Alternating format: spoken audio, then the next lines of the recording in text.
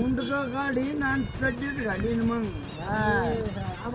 तर नक्की कोण आहे यो बाबा? तर कसं काय मंडळी, मी तुमचा लाडका असते तुटेकडून. आज आपण निघालो महादेवाला जायला. आता महादेवाला जायचं म्हणल्यावर सगळेजण दूध घेऊन जातात, पण आपण डायरेक्ट दुधाचे पेढे घेऊन जातो. एवढाच थोडाफार देवा वशीला लागला तर लागला. आता तुमच्या मनात चालला असं हे नेमकं निघालेत पुढे, तर आम्ही निघालो सिद्धेश्वरवाडीला. तिथे गेल्याच्या नंतर आमच्या ध्यानात आहे का आपण बेलपात्र तिथे विसरलो राहू. आणि आपण हे विसरलो कसं काय, कारण की आपल्याला आठवलंच आत्ताशी. मग आरामशीर मंदिरात गेलो आणि मस्तपैकी दर्शन केलं. आणि माझ्यामुळे ना तुमचं दर्शन घडले, त्याच्यामुळे आपल्याला सबस्क्राईब करून टाका. आणि कमेंट मध्ये ना तुमचं एक ट्रूथ सांगून मला एक डेअर द्या. आणि ट्रूथ हे खरं असलं पाहिजे बरं का, कारण तुम्ही महादेवासमोर उभे. त्यानंतर आम्ही निसर्गरम्य वातावरण पाहिलं, पायऱ्या उतरून खाली गेलो. आणि त्यात पण आमच्या अमरला शांत बसता आहे ना. मग त्याला म्हणले एकदाचा हानभर उडी, तेव्हा तो कुठे शांत बसला. त्यात पण म्हणतो देऊ का फोन फेकून. म्हणलं तुम्ही आहेत पैशावाले, पण कित्येक जणांचं स्वप्न असते 3 डोळ्याचा आयफोन घ्यायचं. जाऊ द्या ते डोळे द्या सोडून, आपल्या डोळ्यांनी पाहे वातावरण कसं आहे. त्यानंतर आम्ही गेलो गुप्त महादेवाच्या पेंडीकडे. आता आपल्याला स्वतःच्या डोळ्यांनी तर काही दिसत नव्हतं म्हणून आपण फोनचे डोळे लावले. मग दर्शन वगैरे घेतलं, म्हणलं चला आता रिटर्न निघू. आणि तेवढ्यात हे माशे आपल्या भैरवनाथाच्या वाहनाला पेढे चालू राहिले. भैरवनाथाचं वाहन सुद्धा म्हणलं का नाही बाबा मला डायबिटीज, मी सध्या त्याला गोड खायचं टाळतो. मग आपल्या मित्राला पण लग्नाला जायचं होतं, त्याच्यामुळे आम्ही निघालो.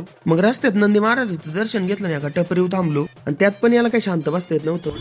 मुंडक काढीन आणि चड्डीत घालीन मग ह्या बाबाच्या गोष्टी ऐकायला तर बरं वाटत होतं, पण लग्नाला उशीर होत होता. मग म्हणलं बाबा लवकर निघायचं नाही, ते बाबा नाही खरंच आपला मुंडक काढून चड्डीत घालायचा. त्याच्यामुळे शांतीत क्रांती केली आणि डायरेक्ट गाडीवर बसून 5व्या गेअरवरती गाडी पळवली. आणि पार्लरमध्ये पोहोचून डायरेक्ट म्हणलं चला पहिलं कॉफी प्यायला. हा आता झालं दर्शन, मग सबस्क्राईब करा. ही रिक्वेस्ट नाही तर धमकी बरं का.